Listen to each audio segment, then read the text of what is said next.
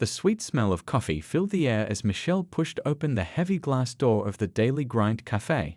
She was running late for her study session again. Medical school was proving to be more challenging than she'd expected, and these late-night study sessions had become her new normal.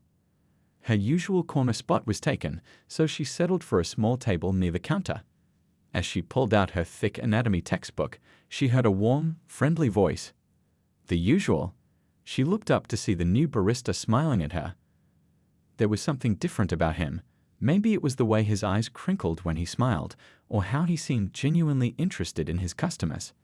Yes, please, she replied, surprised he'd remembered her order. Double shot vanilla latte with almond milk. You got it, though I have to say, that's your third one today. You might want to take it easy, he chuckled, his voice carrying a hint of genuine concern. Med school waits for no one, Michelle sighed, running her fingers through her long brown hair. I've got this huge exam tomorrow, and my brain feels like it's about to explode. The barista nodded understandingly as he worked the espresso machine. I know that feeling.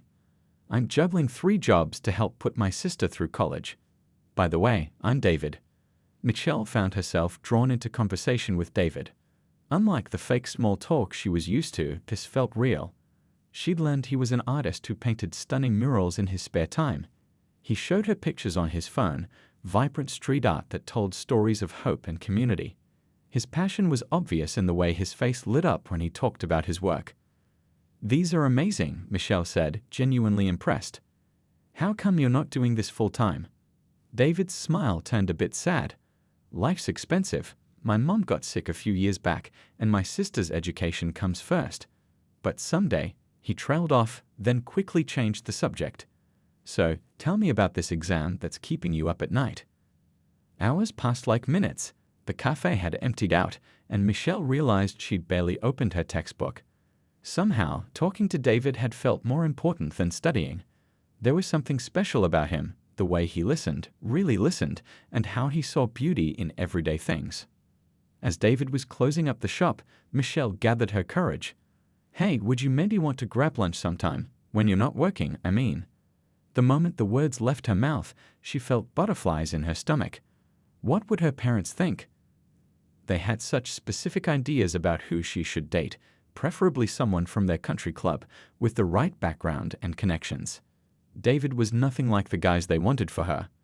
But when David's face broke into that genuine smile again, she knew it didn't matter. I'd love that, he said, writing his number on her coffee cup.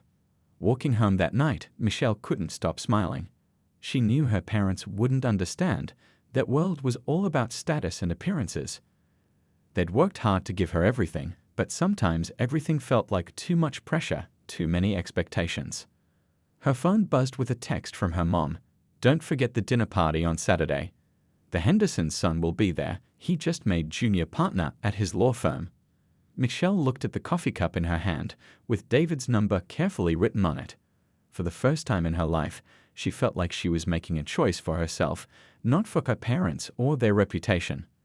As she fell asleep that night, Michelle thought about David's smile, his art, and his dedication to his family. She knew this could be the beginning of something real, something that might change her life forever. What she didn't know was just how right she was and how much that change would cost her. That first lunch date turned into dinner, which turned into weekend walks in the park, and before Michelle knew it, 3 months had flown by. David took her to places she'd never been before, small art galleries tucked away in quiet streets, community centers where he taught art to kids, and local festivals bursting with life and color. One sunny afternoon, they sat on a warm blanket in the city park, sharing sandwiches from David's favorite deli. Michelle watched him sketch the playing children nearby, amazed at how he captured their joy with just a few simple lines. You know, she said, picking at the crust of her sandwich, I've never felt this comfortable with anyone before. In my world, everything's always been about appearances. Perfect grades, perfect clothes, perfect boyfriend from the perfect family. David looked up from his sketch, his eyes serious. And what about perfect happiness? Does that count for anything in your world? Michelle leaned back against the tree, thinking about her parents' carefully curated life. They mean well, she said softly. They immigrated here with nothing, worked incredibly hard. They just want to make sure I have every advantage they didn't have. But at what cost? David asked, putting down his sketchbook. You light up when you talk about helping people. That's why you want to be a doctor, right? Not for the status or the country club membership. He was right. Michelle had always dreamed of opening a clinic in underserved communities, though she'd never dared tell her parents. They saw medicine as a path to prestige, not service. Their different worlds began to blend. David introduced her to his family, his hardworking mother who made the best homemade bread Michelle had ever tasted, and his bright younger sister who reminded Michelle of herself at that age, full of dreams and determination. David's mother pulled Michelle aside one evening while doing dishes. You know, she said, hands deep in soapy water, I haven't seen my son this happy in years. Since his father passed, he's carried so much on his shoulders. But with you, he smiles again. Michelle helped dry the dishes, fighting back tears. Here was the warmth and acceptance she'd always craved. No judgment about her clothes or her career choices, just genuine love and support. Meanwhile, Michelle's own world was getting complicated. She'd made excuses for missing several family events, and her mother's suspicious questions were getting harder to dodge. Her phone was full of texts from family friends about eligible bachelors from good families. One evening, as they walked hand in hand through the city, David surprised her with a visit to his latest mural project. The wall was huge, covered in sweeping colors and powerful images. In the center, two hands of different colors reached toward each other, nearly touching. It's about breaking barriers, David explained, his voice passionate. About choosing love over fear, understanding over prejudice. He squeezed her hand. It's about us. Michelle stared at the mural, her heart full. She thought about her parents, about their expectations and fears. They'd worked so hard to build their place in society, but in doing so, had they built walls instead of bridges? That night, she made a decision. She'd tell her parents about David. They deserved to know about this wonderful man who'd brought such joy and meaning to her life. Maybe they'd surprise her. Maybe they'd see past their prejudices and really look at David, see his talent, his kindness, his incredible heart. As she got ready for bed that night, her phone pinged with a text from David. Thank you for seeing me, really seeing me. Not just the guy who makes your coffee or the struggling artist, but all of me. Michelle hugged her phone to her chest, smiling through tears.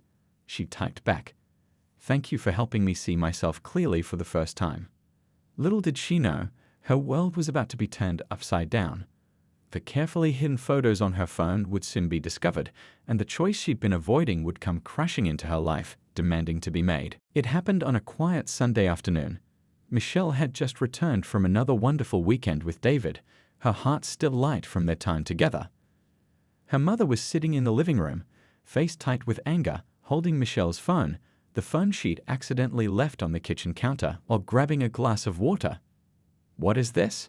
Her mother's voice was unnaturally calm, the kind of calm that comes before a storm. On the screen was a photo of Michelle and David at the community art festival, his arm around her waist, both of them laughing at something off camera. Michelle's stomach dropped. "Mom, I can explain." "Explain what?" Her father's voice boomed as he entered the room. He was still in his surgeon's clothes, having rushed home after her mother's call. "Explain how you've been lying to us, sneaking around with. His name is David," Michelle said quietly, finding strength in speaking his name. "And he's wonderful." Her mother stood up, hands shaking. "Wonderful? Do you have any idea what this could do to our family? To your father's reputation at the hospital? To your future?" "What about my happiness?" Michelle's voice cracked. "David makes me happy. He's talented, kind, and—" "Talented?" Her father scoffed. "Making coffee and painting on walls. Is that what you call talent? While we've spent hundreds of thousands on your education, you're running around with someone who can barely make ends meet." He works 3 jobs to support his family. Michelle felt tears streaming down her face. He takes care of his mother and puts his sister through college. How is that not admirable?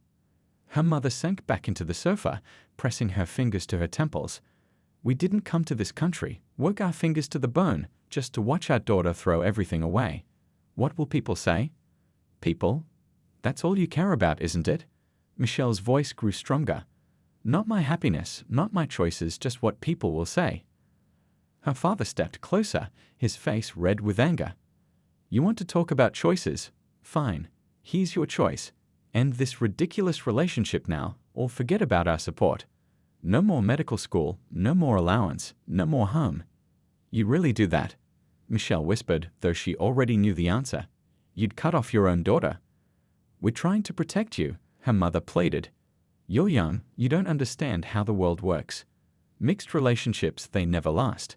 People will judge you, look down on you both. Your children will suffer. Stop, Michelle shouted, surprising even herself. Just stop. You're talking about prejudice and judgment, but you're the ones judging. You haven't even met him. You don't know him. We don't need to, her father said coldly. We know his type. No education, no future, probably after your money. He doesn't even know about our money, Michelle interrupted. He's never asked about it, never cared.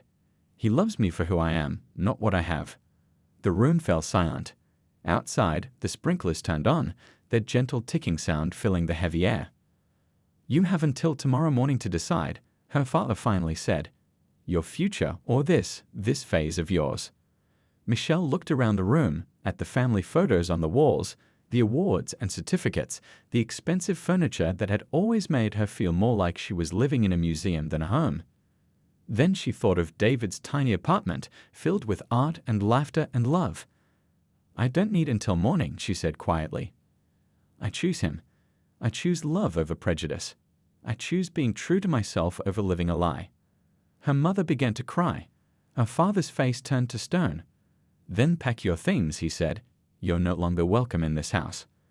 Michelle climbed the stairs to her bedroom for the last time, her legs feeling like lead. As she packed her bags through tears, she could hear her mother sobbing downstairs and her father's angry voice on the phone, probably calling their lawyer. Before leaving, she stopped at her parents' door. I love you both, she said softly. And when you're ready to open your hearts and really see David for who he is, I'll be waiting. There was no response.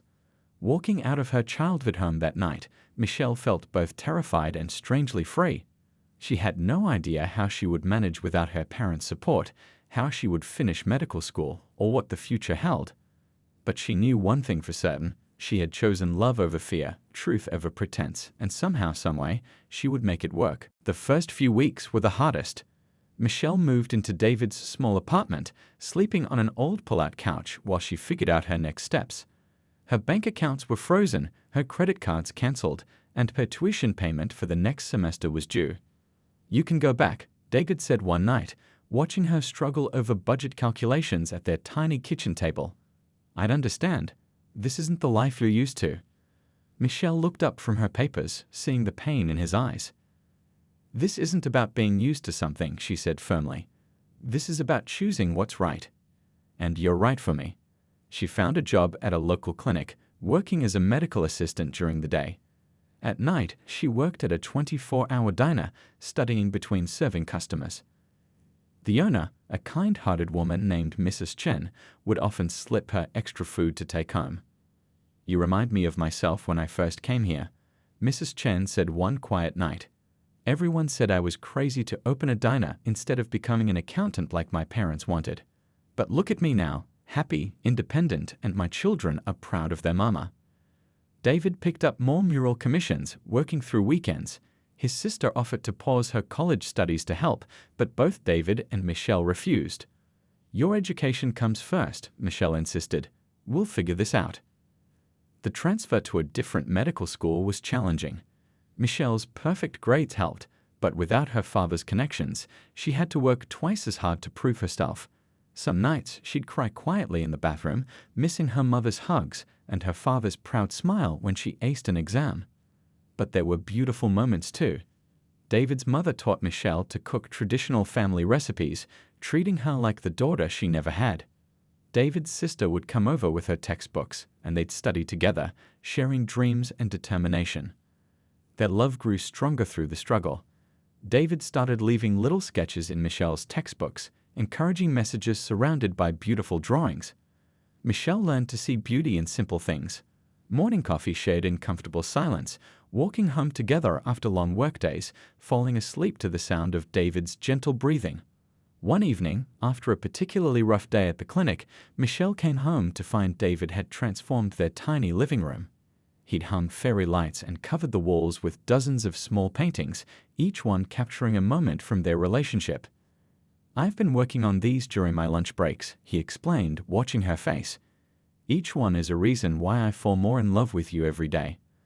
Michelle moved from painting to painting, tears flowing freely. There she was studying at the diner, determination on her face. There they were dancing in the rain after her first successful day at the new medical school. There was their first kiss, their quiet moments, their shared laughter. "I know it's been hard," David said softly, taking her hand. "And I know you gave up so much. But I promise you, Michelle, I'll spend every day of my life making sure you never regret choosing us." Michelle touched one of the paintings. It showed her standing tall, head held high, walking out of her parents' house that fateful night. "I don't regret it," she whispered, "not for a second." That night, they sat on their pull-out couch, eating Mrs. Chen's leftover diner food and planning their future. It wasn't the life Michelle had been groomed for. There were no country club memberships, no luxury cars, no summer homes. Instead, there was love, understanding, and a shared dream of making the world a little better through their work. "You know what?" Michelle said, curled up against David's chest. "I think I'm actually happier now than I've ever been. It's hard, yes, but it's real. Everything I have, everything I'm achieving, it's because of my own work, my own choices." David kissed her forehead. "And you're amazing at it. Those patients at the clinic adore you. You're going to be an incredible doctor." As they drifted off to sleep that night, Michelle thought about her parents.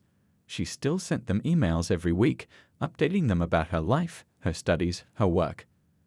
They never responded, but she knew they read them. The email tracking showed that much.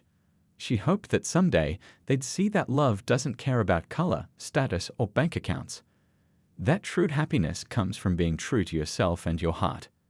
Until then, she had David, their tiny apartment full of art and love, and a future they were building together, one day at a time. 5 years passed like a whirlwind.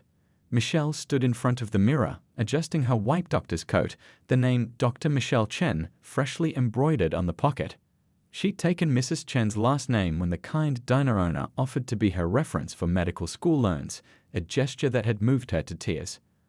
The small apartment she and David once shared had been replaced by a modest but comfortable 2-bedroom house in a diverse neighborhood. David's art career had taken off after a local gallery owner spotted one of his murals and offered him a show. Now his paintings hung in homes and offices across the city, each one telling stories of love, struggle, and triumph. "Ready for your first day as a fully qualified doctor?" David asked, wrapping his arms around her from behind. His hands were stained with paint as usual. He'd been up since dawn working on a commissioned piece. "Nervous," Michelle admitted, "but good nervous. The community clinic needs more doctors, and I can't wait to start giving back." Their wedding had been simple but beautiful, held in the community center where David taught art classes. His mother had cooked enough food to feed an army, and Mrs. Chen had closed her diner for the day so all her staff could attend. David's sister, now a college graduate herself, had been the maid of honor. The only empty seats were the ones they'd reserved for Michelle's parents. She'd sent them an invitation, along with a heartfelt letter describing her life, her love, her hopes for reconciliation. The invitation came back unopened, but she refused to let that dim the joy of her day. The community they'd built around them, David's family, their friends, their neighbors, filled the space with so much love that the absence was barely noticeable. Their house was a testament to their journey. The walls showcased David's art alongside Michelle's medical school diploma. The kitchen hosted weekly dinners where David's mother taught cooking classes to neighborhood kids. The spare bedroom doubled as David's studio and Michelle's study, where she often worked on community health initiatives. "Remember our first apartment?" Michelle asked, turning in David's arms. "That squeaky pull-out couch, the leaky faucet, and the most beautiful woman in the world, studying medical textbooks under a broken lamp," David finished, kissing her nose. "I fell in love with you all over again every single night." Their life wasn't perfect. They still had student loans to pay off, and some people still gave them disapproving looks when they walked hand in hand.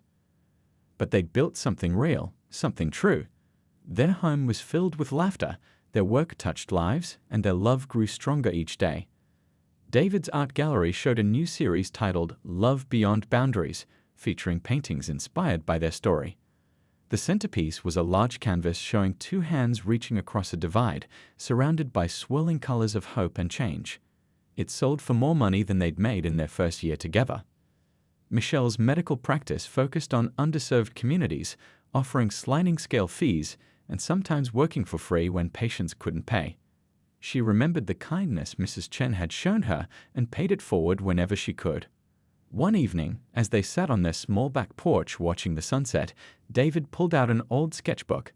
"Look what I found," he said, opening it to reveal his first sketch of Michelle at the coffee shop. "Was I really that young?" Michelle laughed, tracing the lines of her younger face. "You were beautiful then, and you're beautiful now," David said softly.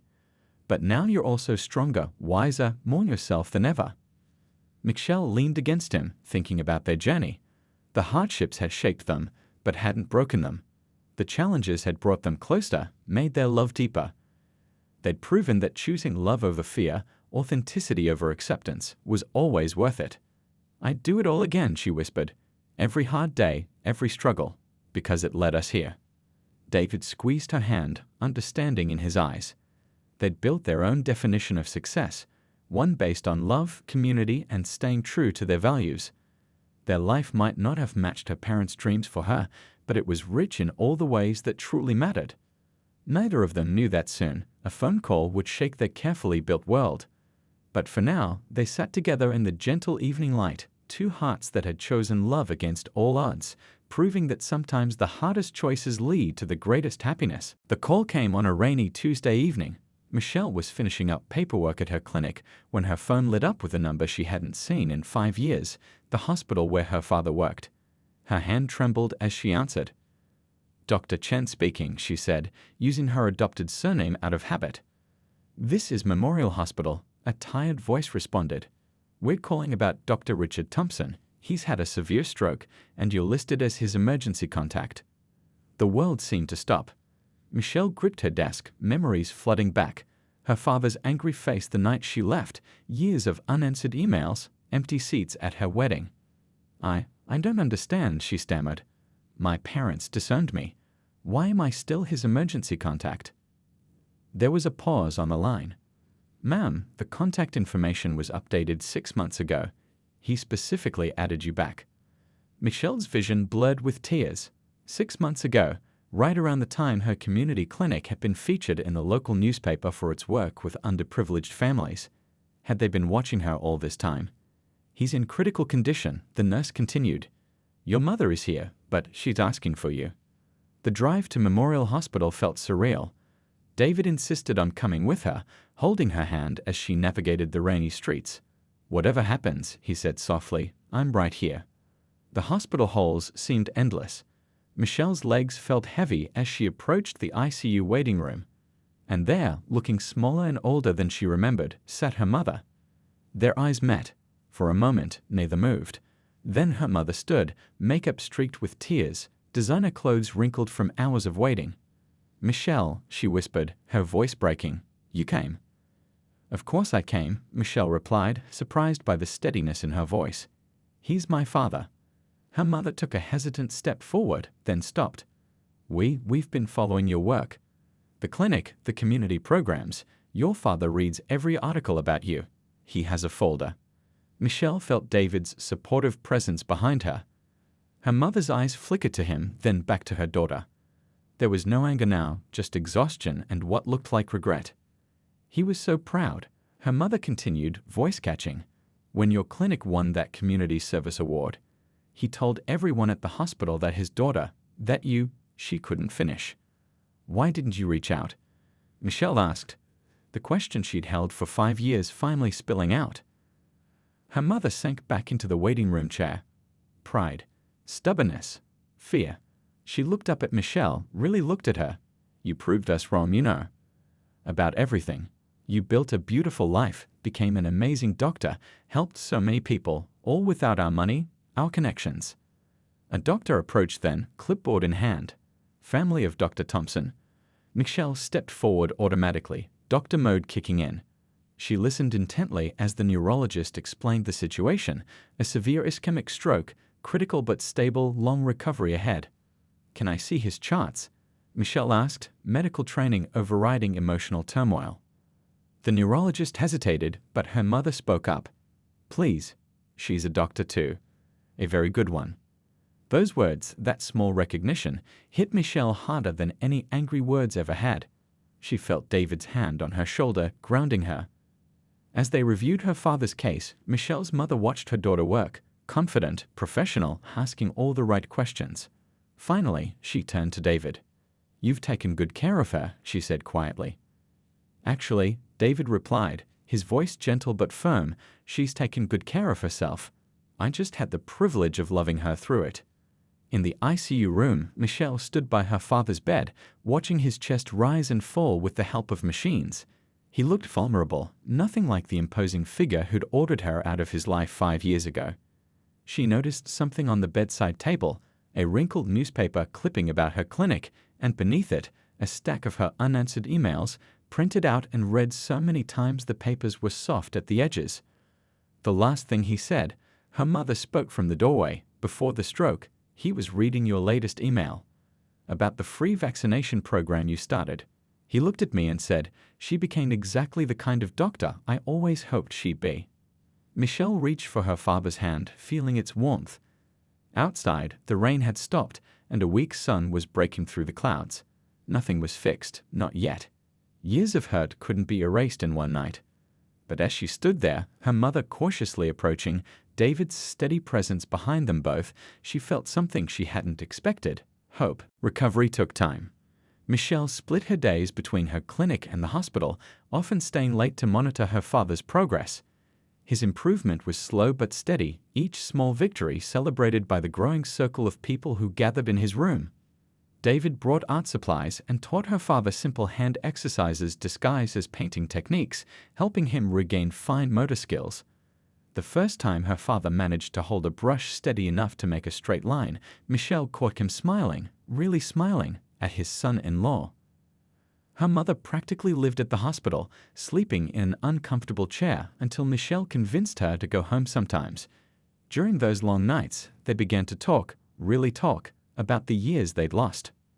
"I was so afraid," her mother admitted one night, both of them watching her father sleep. "Afraid of what people would say, afraid you'd struggle, afraid we'd failed as parents somehow. But watching you these past 5 years, you've shown more strength and character than any of those country club children we wanted you to marry." 3 months into recovery, her father spoke his first clear sentence: "I'm sorry."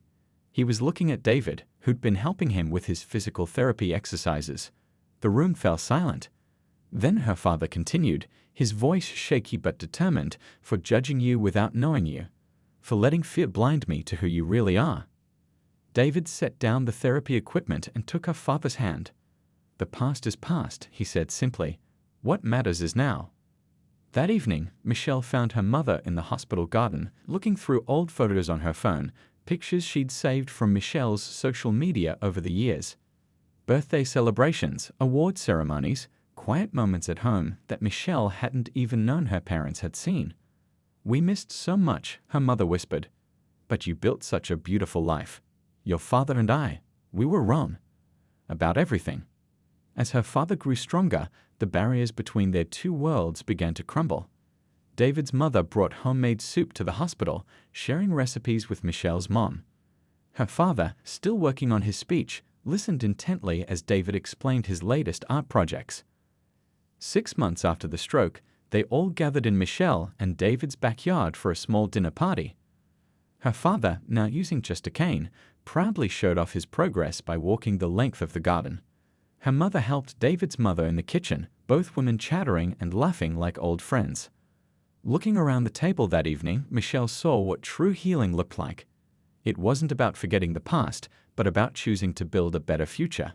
Her parents, once so focused on appearances, now saw the real beauty in their daughter's life. The love she shared with David, the lives they touched through their work, the strength they'd found in staying true to themselves. "You know," her father said during dinner, his speech careful but clear, "I always wanted the best for you, Michelle. I just didn't understand what the best really meant. Now I see it. It's this. This love, this family, this life you've built. David squeezed Michelle's hand under the table as she wiped away tears. Their journey had been long and hard, but here they were, all together, sharing a meal and making new memories. That night, after everyone had gone home, Michelle and David stood in their kitchen, washing dishes together like they had in their tiny first apartment. "Did you ever think we'd get here?" she asked, passing him a plate to dry.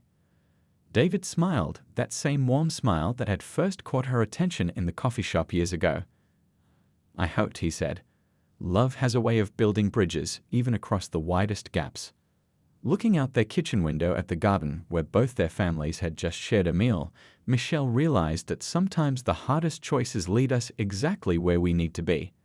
Her father's stroke had been a wake-up call, but the healing that followed was a choice they all made, day by day, to choose love over fear, understanding over judgment, and family over pride. Their story wasn't just about overcoming prejudice or proving people wrong. It was about the power of staying true to your heart, about building bridges instead of walls, and about the kind of love that transforms not just two people, but entire families. As they finished the dishes, Michelle heard her phone ping. A message from her mother with photos from the evening, followed by 3 simple words: "Love you both." Sometimes, Michelle thought, happy endings don't look anything like what we imagine. Sometimes they're better, richer, and more real than we ever dreamed possible.